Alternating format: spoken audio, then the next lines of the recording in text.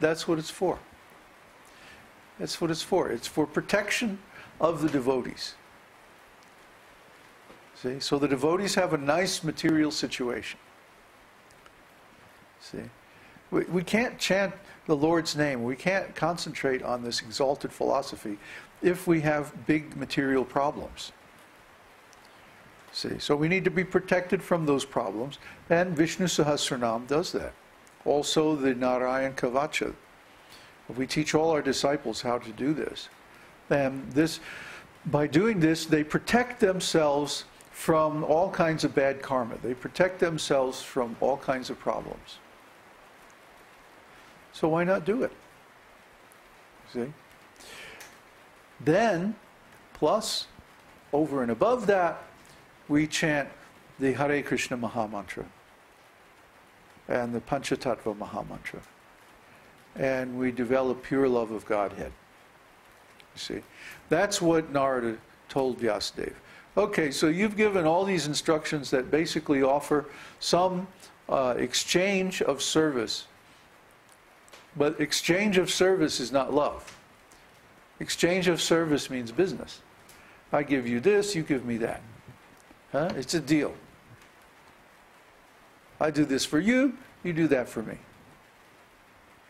Deal? Deal. Okay. That's not love.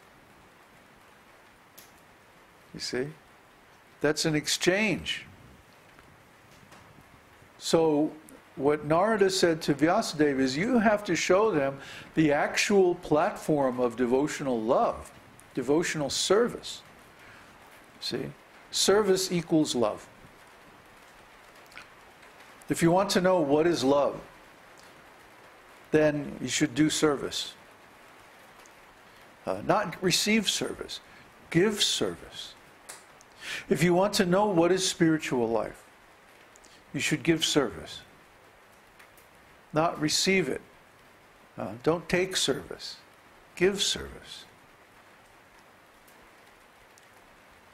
Love is only possible for someone who is already beyond all material miseries and problems. Love is only possible for someone who realizes, I am a spirit soul, I'm eternal. Nothing can happen to me. Nothing can hurt me, nothing can affect me. See? Love is only possible to give. That's what love means. It means giving. Giving what? Giving service.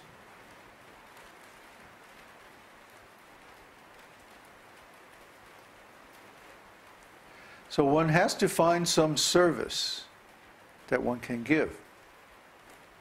That's love. You see? And one has to be pure. Has to be purified. He can't be seeking anything in return, especially anything material. So Vyasadeva said, okay, I will describe this most exalted state of spiritual love. And he went into deep meditation. And he meditated for a long, long time. And as he meditated, he was thinking of writing, how can I write about all these wonderful things? So as he meditated, he wrote down some notes. If you've ever been in a class and you wrote down some notes while listening to the lectures, and then you read them afterwards, and they're like really hard to understand. And nobody else but you could really understand what those notes are about. Isn't it? When you take class notes. So similarly, when Vyasadeva was taking notes during his meditation, they were very, very terse, very concise, very laconic.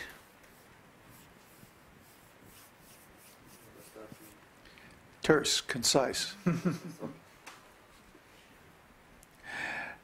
Telegraphic. See? When you write a telegram, you use the fewest words possible. So when you write something that's telegraphic, you don't speak so many words. You only write what's necessary. And that's what Vyasadeva did. And this was Vedānta-sūtras. Vedanta means the number of ways to interpret it. Ved can mean knowledge in general, or it can mean the Vedas in particular, specifically the Vedas. And anta can mean the end, the conclusion, or the ultimate. So Vedanta can mean the end of the Vedas, the end of knowledge, the ultimate conclusion of the Vedas, the ultimate knowledge. See, it actually means all those things. So Vedanta is very, very, very high. It is effectively Vyasadev's notes. So when you take notes, especially when you're a writer, it means that you intend to do something with those notes. You're going to write something based on those notes. And what did Vyasadeva write? Śrīmad-Bhāgavatam. So to put it the way the Vedic culture expresses it, Śrīmad-Bhāgavatam is the commentary on Vedānta-sūtra. Whenever you have sutras, whenever you have these short telegraphic sentences, or they're not even sentences sometimes, they're just one or two words sometimes, then you have to have some commentary to explain it. Because it's not possible to understand unless you have someone to guide you and show you how to explain. So Śrīmad-Bhāgavatam was Vyasadev's commentary on Vedanta. And this is noted in quite a few places in the Vedas. This isn't just our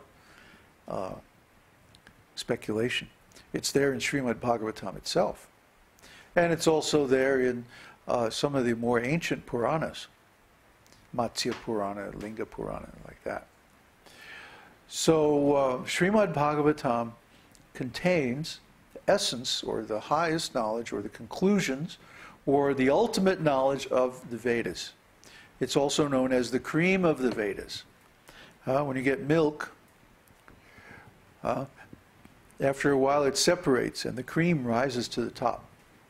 Most people in America have never seen this because all the milk that you get has the cream already removed.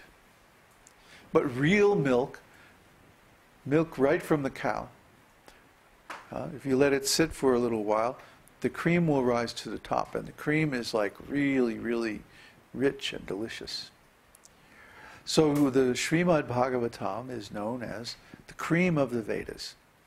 It's the highest knowledge, it's the richest, the most nourishing food. Milk is generally considered the most pure food in Vedic culture. So then the cream is the purest of the pure, you see? And that's Śrīmad-Bhāgavatam. And then what is Nectar of Devotion? Nectar of Devotion is the ontological analysis of Śrīmad-Bhāgavatam, which is itself a work of ontology. It's an encyclopedic presentation of the entire scope of knowledge discussed in the Vedas. You'll find almost everything that's discussed in Śrīmad-Bhāgavatam is also discussed in other places. But only in Śrīmad-Bhāgavatam have all these things been brought into one place, one scripture. 12 cantos, 18,000 shlokas. Each one is perfectly composed. And it describes everything. It describes everything that is. It describes everything that exists, from the lowest level of simple material elements all the way to the highest level of the most refined stages of consciousness. Everything is there. And everything in between. So try to understand how wonderful Śrīmad-Bhāgavatam is. And if you have any trouble understanding it or realizing it, Nectar of Devotion is there to explain everything. So that's why we think it's very important to go through the Nectar of Devotion in a very detailed way.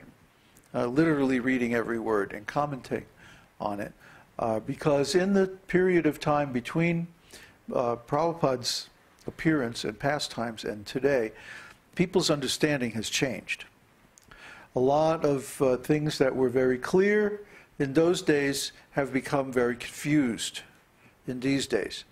And this is, again, it's mainly on account of the misunderstandings of my godbrothers and how they have taught people in a different way from Srila Prabhupada. And if somebody claims, well, how can you say they're teaching in a different way? Well, why are they changing the books? If they're not teaching in a different way from Srila Prabhupada, why are they changing his books? They've made literally 10,000 edits to Bhagavad-gītā as it is. Well, why? Well, why do they do that? If they're not changing the teaching, why did they edit Prabhupada's books? Why did they change Bhagavad-gītā? Why did they